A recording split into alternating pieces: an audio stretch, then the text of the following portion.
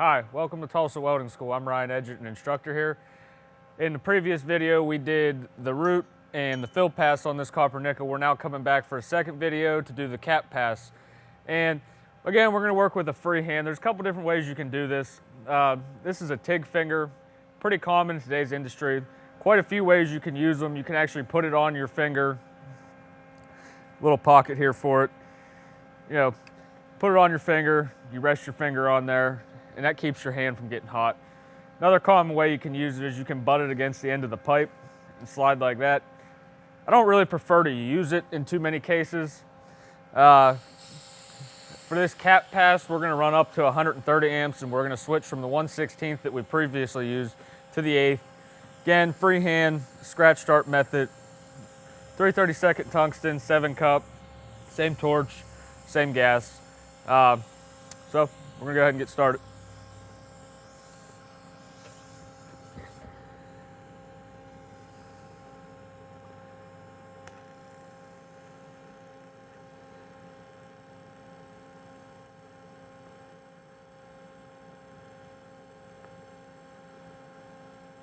So again, like we previously talked about with copper nickel, puddle control is the most important thing.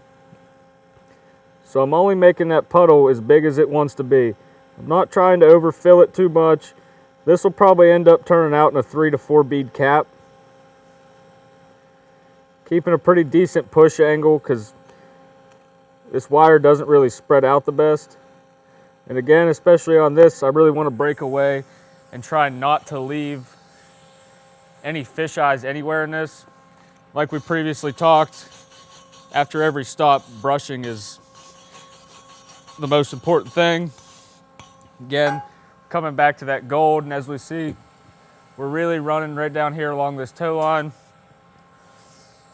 So let's talk about something else. Let's talk about tungsten inclusions, tungsten sticking, tungsten hitting the wire. So a lot of times on copper nickel, this wire will actually spit a little bit.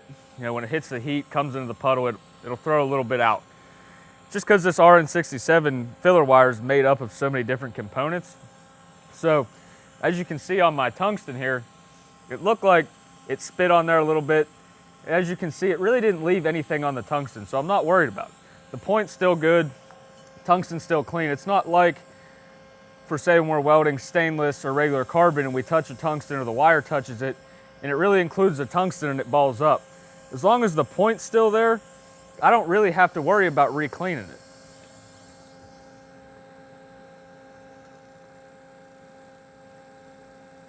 So again, just like previous, we get the puddle going, then we introduce the filler wire.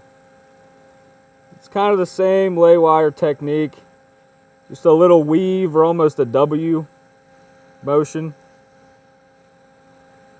Keeping that wire in the leading edge of the puddle. And as you can see right there how it's kind of getting green, that's that wire spitting. Like I talked before, the bigger the wire when it comes to this RN67, it seems to make it run a little dirtier almost.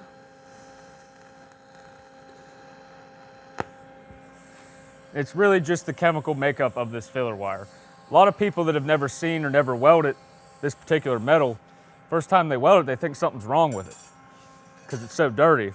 Which, as you can see here along the bead, it's real black and like kind of a bluish gray color.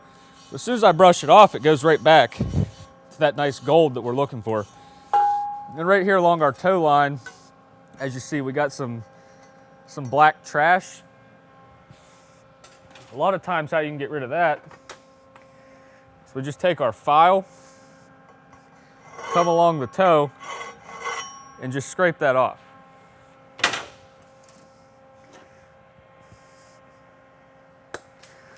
So again, as we previously talked, it's good to always start with the clean end of the filler wire.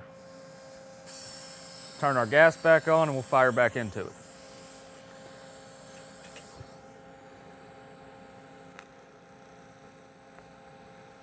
Again, we get the puddle good and hot. Then we introduce our filler wire. And we really got to be careful with puddle control when we go up in wire size on this copper nickel. Because if we start to get cold roll, we can't get rid of it.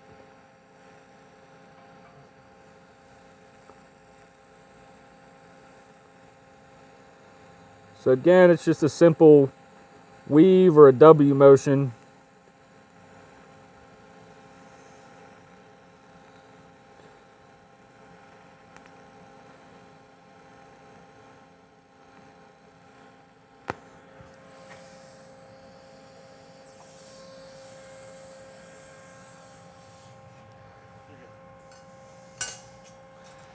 Same thing, we come back around.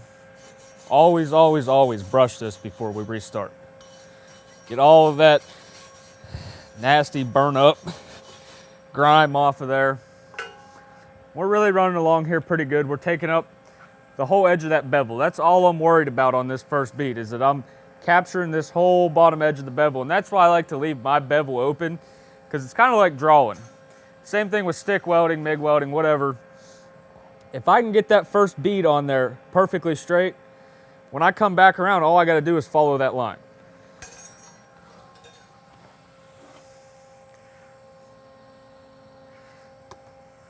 Go ahead and clip the wire off.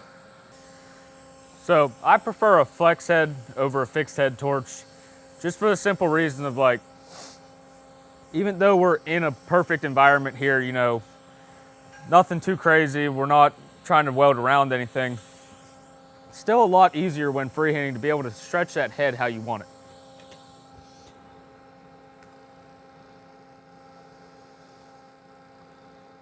So again, I introduced that wire. And like I said, it's just a weave or a W motion.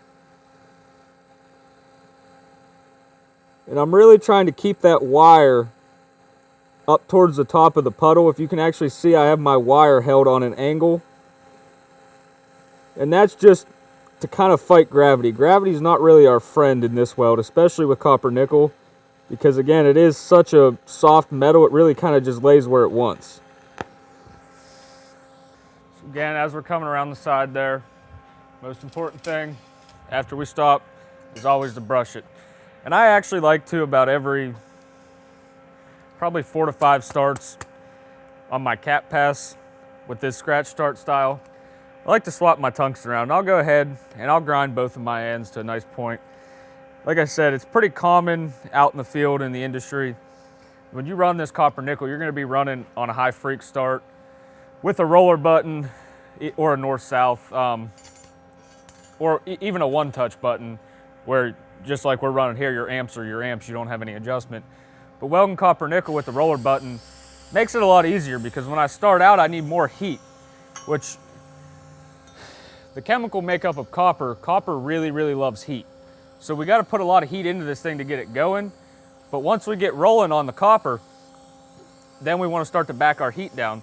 So if you see, when I start my puddle, I'm starting kind of slow, but as I'm getting towards the end, towards where I'm going to break it off, I'm kind of picking up my speed, because that copper's getting hot and that puddle's getting a lot more wet and wide.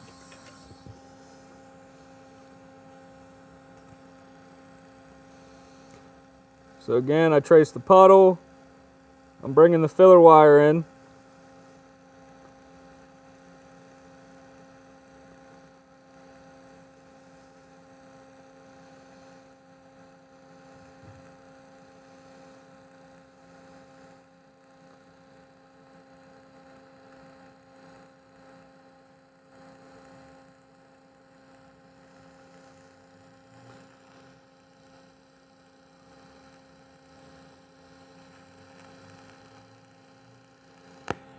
When it comes to being a welder, we have to use cognitive thought.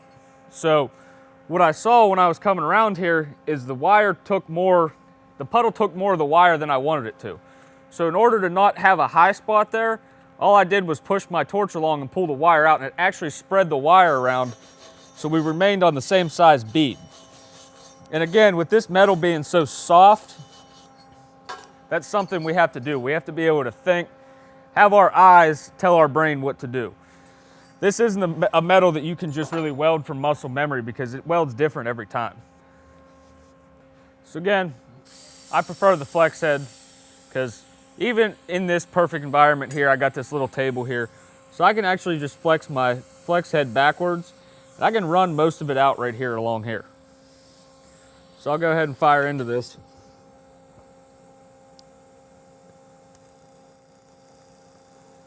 Again, I just trace out my puddle. I bring my wire in slow and I'm right back to that W motion. And now I've built up a little bit of heat in the pipe, so as you can see now I'm starting to pick up my travel speed just a little bit. Still keeping that same push angle, which a push angle on copper nickel is pretty important. If we don't push the wire along, it's going to ball up. It's going to get really excessive reinforcement kind of quick.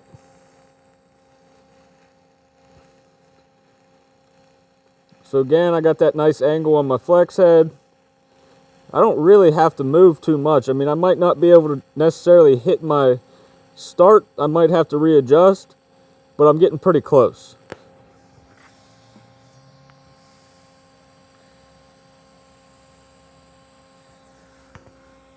So now what I'll actually do, and another common thing that I teach in my classes is, if you're right-handed, I tell all my students, go ahead and warm up that left hand. Because being a welder in the field, it is almost impossible to never have to use your non-dominant hand. So I'll actually, because in this instance it's going to be easier for me, I'll actually swap over to my right hand, put my filler wire in my left. Just because it's easier. I'm not going to try to lean over there and weld uncomfortably. So again, most important thing about copper nickel, every time we stop, we brush it down. And again, we're keeping that nice gold appearance, so I know that after I brush it, it's not going back to purple. I'm not overheating that pipe. So again, now I'm going to go to my right hand.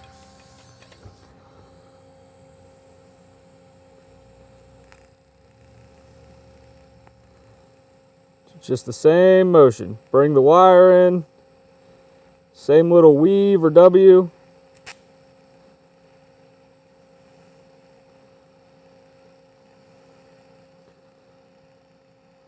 Come into my tie-in, I work it out, and then I break off.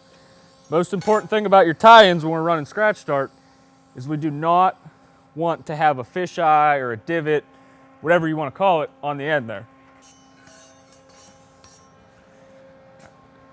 So now we're coming back around for the second bead. I prefer to start and stop in relatively the same locations, but I'll stagger all my starts and stops. And I do that in every position on all pipe welds. By at least a 1/4 inch, I'm going to stagger all my starts and stops, because your starts and stops typically build up a little bit more than the rest of your weld. So I take mine by at least a 1/4 inch. When it comes to stick welding, I'll even go a 1/2 to 3/4 inch if possible.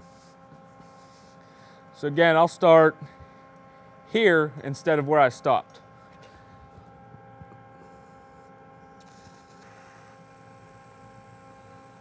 So now what I'm trying to do is get that perfect overlap. Again, I'm using that same weave motion. We'll talk about a different technique when we get to the other side of the pipe. I'll show the dab technique as well. I prefer to use the weave technique. I think it keeps the wire in the puddle and gives less of a chance for oxidation than the dab.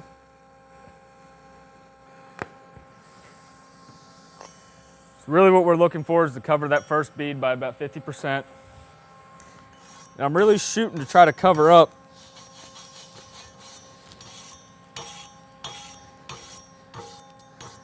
as much of the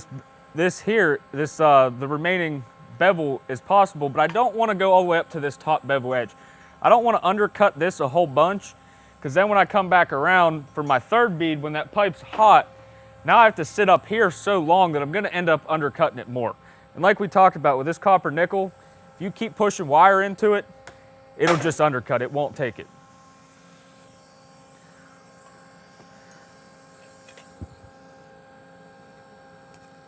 So again, we'll fire into our restart, trace our puddle out a little bit, and bringing the filler wire right back in it, and we're right back to the W.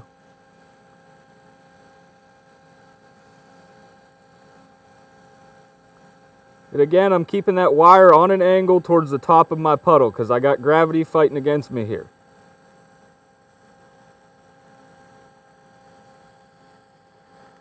And right now I'm starting to roll my wrist over. That way I can get a little bit more length out of this weld.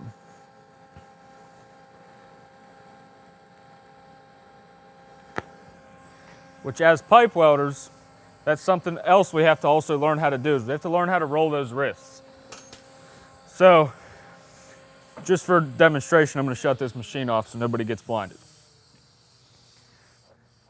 turn the gas off. So when I say roll my wrists, if I start here, by the time I get around the pipe, I gotta turn my hand over.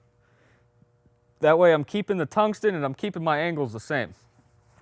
If I don't learn how to roll my wrist, by the time I get here, I have such a severe push angle that the wire is gonna burn back before it ever gets to the puddle.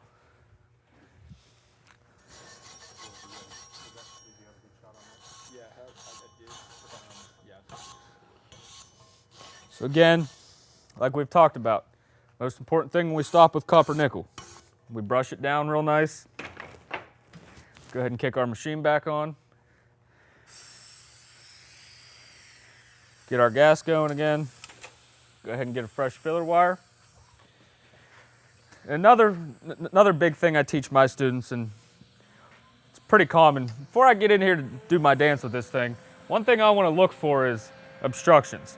Because if I get halfway into a weld and I'm stepping on my torch line, my stinger line, you know, your MIG line, if I get halfway into the weld and I can't go any further, now I just created an unnecessary restart. Created unnecessary heat that I have to put in the pipe to restart. You know, I might have to grind it down, or I might really mess up. I might long arc off the pipe or whatever. So it's always just a quick 1-2 check around your feet. That's more common out in the field than just, you know, in our booths here at the school. We're gonna go ahead and fire into this thing. Get our torch started, going pretty good, trace the puddle. We introduce the filler wire. Again, keeping that nice upward angle on it.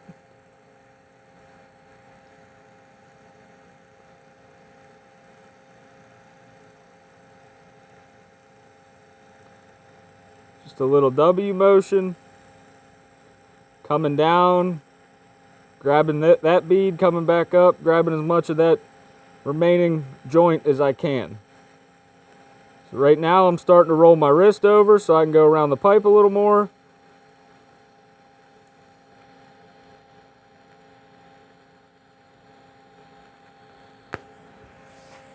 And now I'll break off. All right, so coming off of that last restart with fresh brush, fresh end of the rod, we're gonna go ahead and get back into this thing. Go ahead and let our puddle warm up pretty good. Bring that wire back into it. And again, we're just doing a little W, coming down, and I'm grabbing that bead. I'm going up and grabbing the rest of that joint, but not trying to destroy that beveled edge. Keeping a good push angle, pretty good travel speed.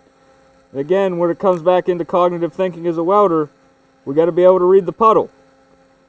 We got to know when to move and how fast to move, because this stuff does not weld the same every time.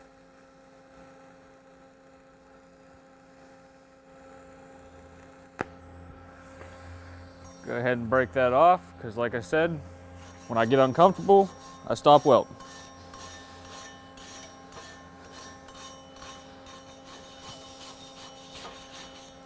Go ahead and clean that up. Notice how here we're starting to get a darker shade of gold. Now we're starting to get this pipe hotter. So just something we got to watch out for. We got to pay attention, make sure, you know, we're not moving too slow.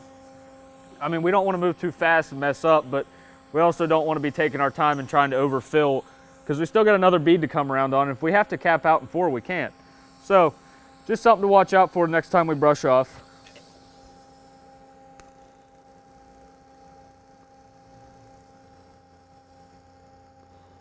Go ahead and bring the filler wire back in. And like I said, now it's starting to get a little hotter. This stuff's starting to run a little bit more, so now I can pick up my travel speed.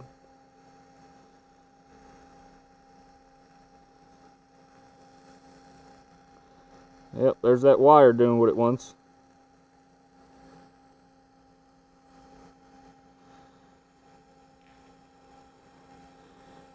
Coming around. Like I said, now I'm rolling my wrist with the contour of the pipe.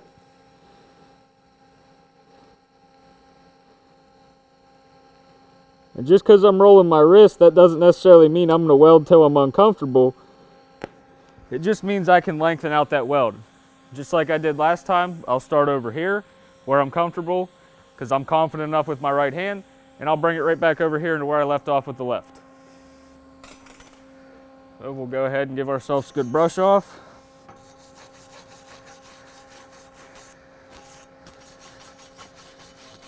Say we're still staying gold, so still looks pretty good. Not too much to worry about. Go ahead and get ourselves a clean piece of wire. Again, breaking your habit of being afraid to use your offhand is a very important thing if you're going to be a field welder.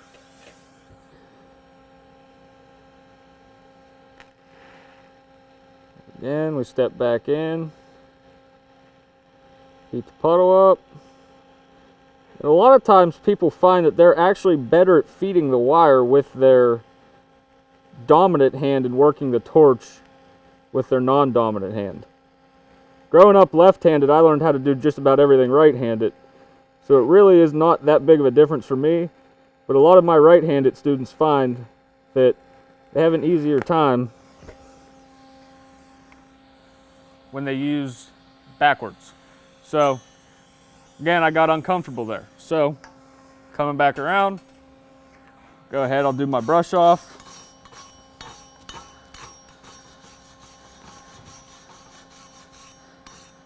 Still staying pretty nice and gold. So now it's actually going to be more comfortable for me to tie back in with my left hand.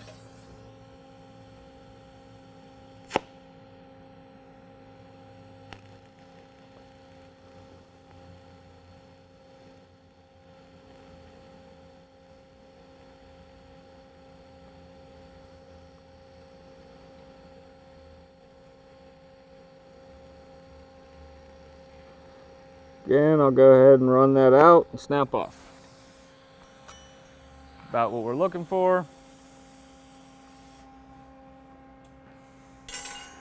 So I'll actually go ahead and use my wire wheel and clean this thing up pretty good before I do my cap.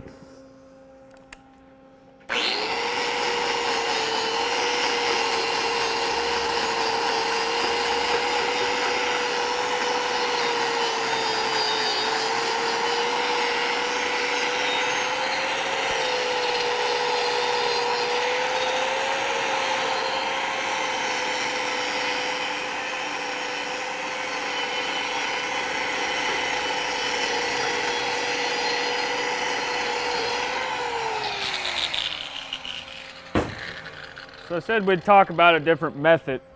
We'll talk about a dab method for this final bead. And I'll go back to a 1/16 wire, cut my amperage back down to, say, roughly 118 to 120 would be fine. So in this dab method, it's really what it sounds like. We're literally just dabbing the wire in the puddle. So we'll go ahead and we'll fire back up out here.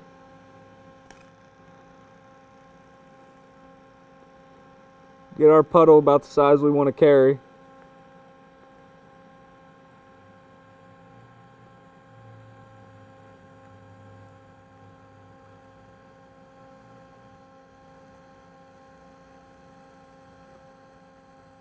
Still, we're just kind of remaining on that good push angle. Still not welding out of our comfort. And really the most important thing we're looking for on this, which, like I said, every time it welds different, so we don't want to leave too much of an overlap, and we don't want to undercut there. So we'll fire back into it. Like I said, when we use this 1/16 wire, we use a lot more of it. It just goes into the puddle so fast, before you know it, you got a little stub in your hand, you start it with a full-size rod. Go ahead and trace our puddle out where we want it. And again, I'm really focusing on that top bevel line. I really want to make sure I'm not putting any undercut in there. Really want to make sure this stuff's just kind of sealing that line up. But again, I still want to have some overlap.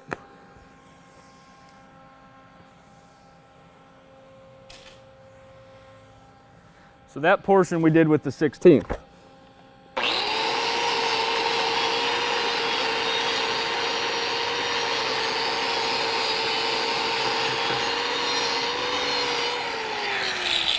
Produces a nice small little tight bead.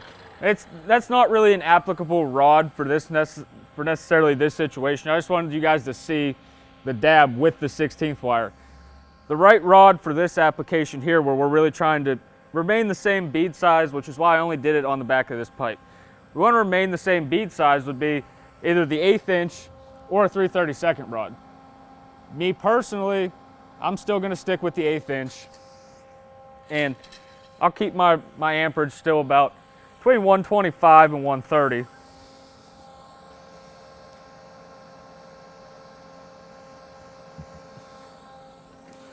And again, we'll show the dab method with the 1/8 inch rod as well. It's a little bit more difficult to dab with the 1/8 inch than the 16th, just because you kind of got to watch how we're adding. We kind of want to lead the edge of that puddle down the pipe. Again, go ahead and fire into this thing. See, we're just on the very leading edge.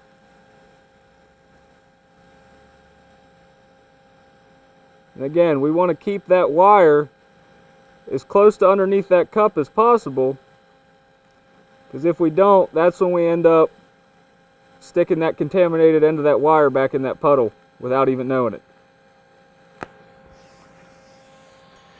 So like I said, this 1/8 inch is the correct rod for this application. It's taken up the correct amount of size. Again, we're still staying gold, so we're not really overheating the pipe. The other common theory is when you go up in size, you're putting more heat into the pipe. That's not necessarily true, because I'm actually putting more heat into the back of this pipe when I was using the 16th wire, because I got to add more to get the size bead I want. So when I dab this 1/8 inch wire, I'm not putting that much heat into it. I'm just going on and I'm moving along pretty swift. Like I said, every 4 to 5 starts, I like to flop my tungsten around.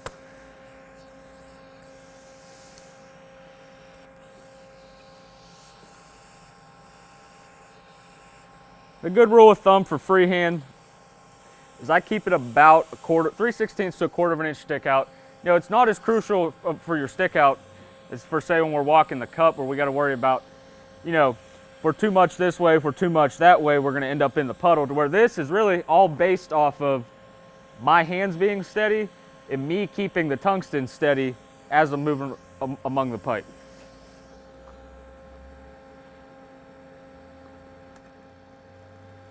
Go ahead and trace that puddle out. And when we dab this 1/8 inch wire, we really want to get that puddle wet before we take off. If we take off too prematurely, it will ball up and it'll look very cold rolled and just really ugly.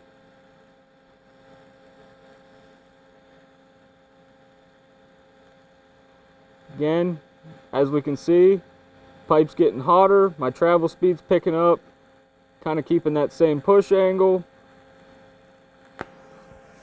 Then we break off.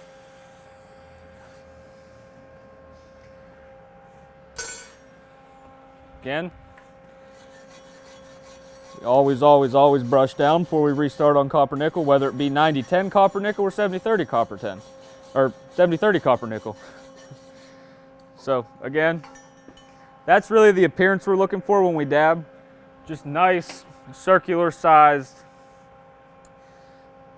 beads. So when we're dabbing, this is really the type of bead we're looking for. You know, they got a nice circular motion to them. If we're looking down our weld, in stick weld, MIG weld's kind of different, flux core weld. You know, if we have a V appearance, if we got a very severe point to it, the only indication is it's telling us we're moving too fast. We want a C in our weld, which is where you get that, people say, stacked dimes appearance. Just a nice C. If we got that V, like I said, we got too severe of a push angle, which means the tungsten's sticking like this, or we're just traveling too fast around the pipe. Two very easy corrections when it comes to problems that people have in welding. Get our gas going. Again, love my flex head, because now I can position it upward and it'll carry me all the way to here. All I gotta do is roll my wrist with it.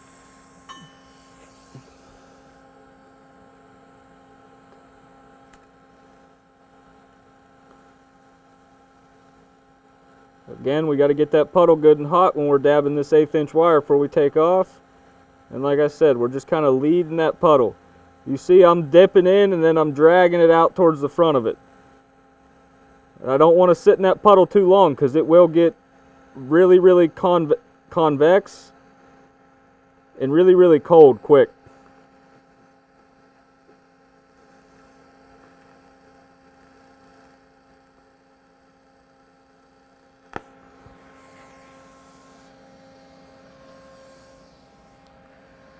So again, as always, we brush down really good.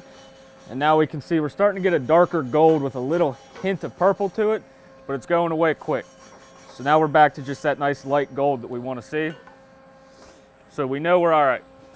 Finish out this cap and then we'll talk about a few more things. And we'll go ahead and we'll strike into this. And when we come across that tungsten, it's like striking a match.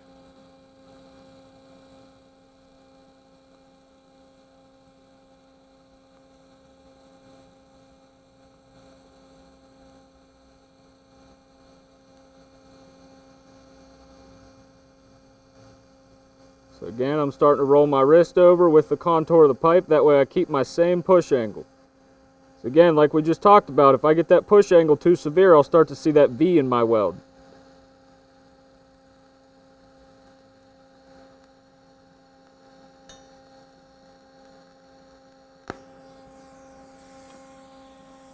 Okay.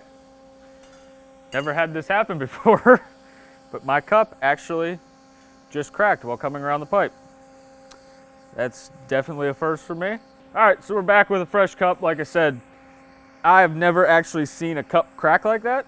That's something new for me. I learned something today. So again, we're brushed off. You know, got that same nice circular dab appearance. And again, we're just gonna start back into our puddle like we have been. Got a new cup, clean wire, clean tungsten, gas is going good. And now I'm gonna adjust my flex head a little bit up and should carry me right to the finish line. So I circle my puddle out, right back into my dab motion.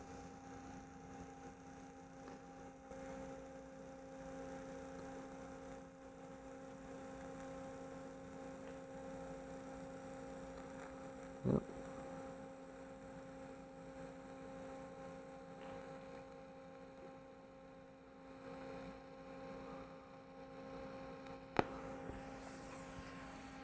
Okay, so again, that's our completed cover pass. I will go ahead and wire wheel this off real quick. We'll clean it up and take a look at it.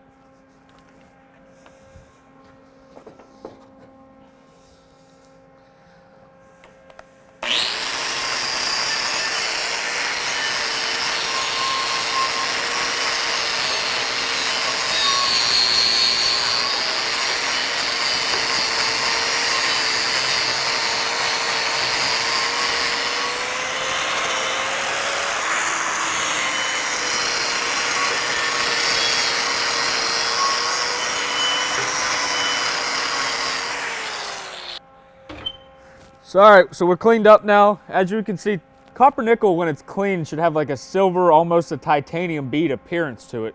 Should be nice and soft, nice and smooth. Shouldn't have too many, you know, bumps or bruises to it. Like I said, copper nickel is not really a typical beautiful weld that people talk about. I mean, it's a money-making pipe. You will make a lot of money welding this pipe, but you know, it's not that pretty stainless. You don't get the pretty colors in it. It's dirty. It's a very dirty metal. And as you see, something we didn't hit on, which we should have in the first video, is before we ever weld this, we take a buffing wheel and we clean a big section of it off, and you still see how dirty it is after it's clean. But in closing, I appreciate you guys for watching and hope to see you again in the next video. Thank you for watching our video today. I hope you enjoyed it. I hope you learned something today. If you would like to get some more tips and tricks and become a better welder, then subscribe to our channel. And if you would like to learn even more right now, then click on our link. Thank you, and we'll see you next time.